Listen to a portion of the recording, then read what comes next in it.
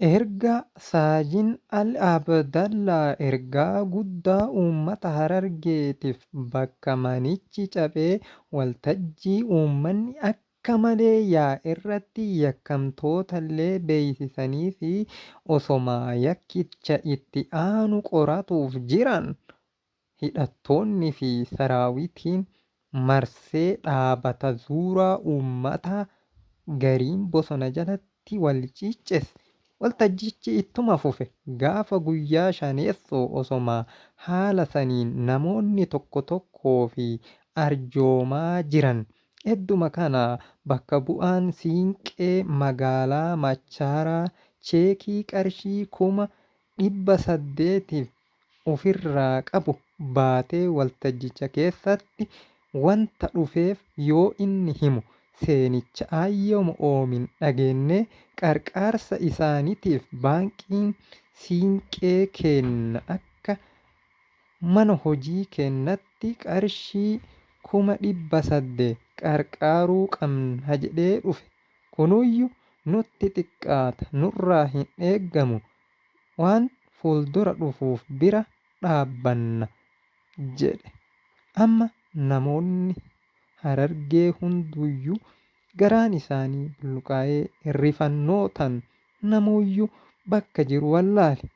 Amma namuu garaa laafee gariin isaanii abboo harkanarraa fuudhime harkanarraa fuudhi humnallee hin qabu garuu har'a humni kiyya kan duraan hojjataa ture yoo kanaaf hin taane eenyuuf ta'a fuudhaa gaala tokko narraa fuudhaa gaala tokko kennee jiraanillee fuudhaa gaala tokko narraa.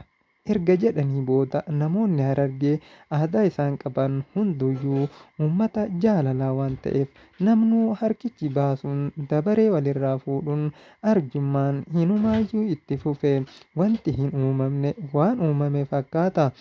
Uummanni aanaa Daaroo Laboo guutuun isaa kan fageenyarraa dhufan akka tasaa magaalaa miicataa gaafa guyyaa gabaan isaanii ho'u yaadimmaatiif warroonni loon oofanii deemanis waltajjichaa kana yoo argan harka baasuu irraa dabaree wal ga'uu dide taatiintichi garaaf garana mil'atee namuma harki irraa fuudhuyyuu wallaale ani wallaalee jira jiran gara maa hiixadhu mee tokko tokkoon ufumaa keessanii dubbadha jedhe Saadiin Alii Abdallaa gara galuuyyuu hinumaa wallaale.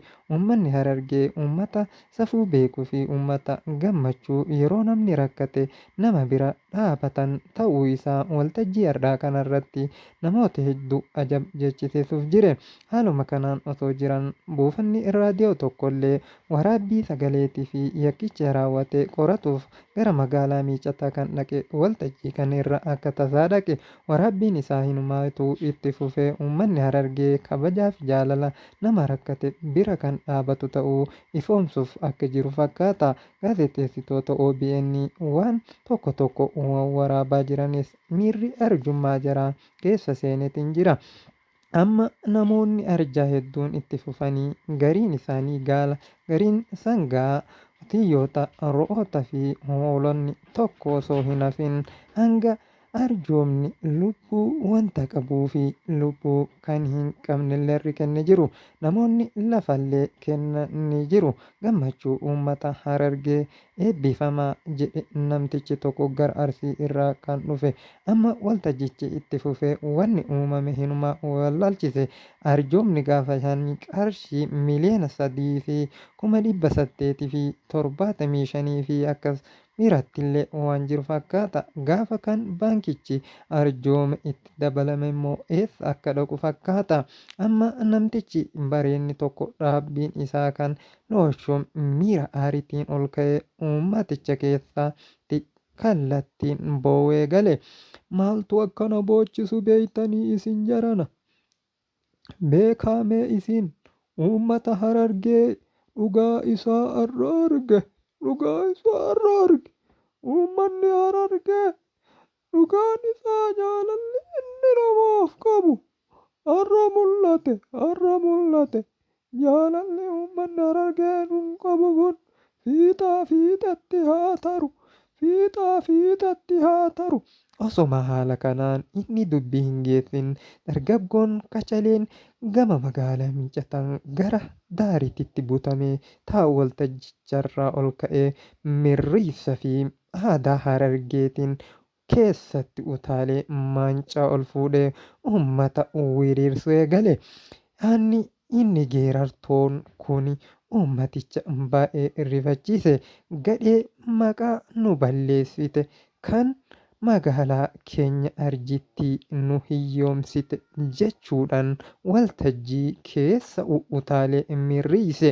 Mirriisa san har'a jechuu dadhabullee gaafa mirriisa harargee dhageettan bakka jiranii akka wal nama kaasu wal nama hin gaafachiisu. Kana isinumaaf hin dhiisa.